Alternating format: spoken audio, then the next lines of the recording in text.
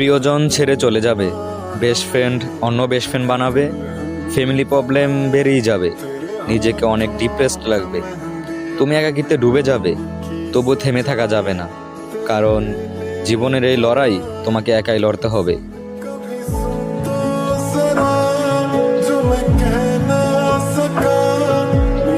আমার ঘরে যখন কোনো বিষয় নিয়ে আলোচনা হয় তখন আমি ঘরের এক কর্নারে লেলা খেবড়ার মতো ল্যাপটপে যেয়ে বসে থাকি।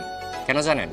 কারণ ওই সমাজে কথা বলার মতো যোগ্যতা আমার নাই এবং ওই যোগ্যতা আমি রাখিও না। তো ধরেন ঘরের ভিতর কথা চলতেছে গরম নিয়ে, যে এত গরম পড়ছে, গাড়ির চাকা তো দূরের কথা, মানুষ পর্যন্ত ফুটে যাইতেছে আজকাল। তো গরম নিয়ে কথা চলতেছে, গরম থেকে মনে করেন যে ডাইরেক্ট কোনো জায়গায় থামাথামি নাই, ডাইরেক্ট একবার আমার পড়াশোনায় যায় থামলো। কেন ভাই? আমার পড়াশোনায় তো কি দোষ করছে? আমি কোনো কথা কইছিলাম?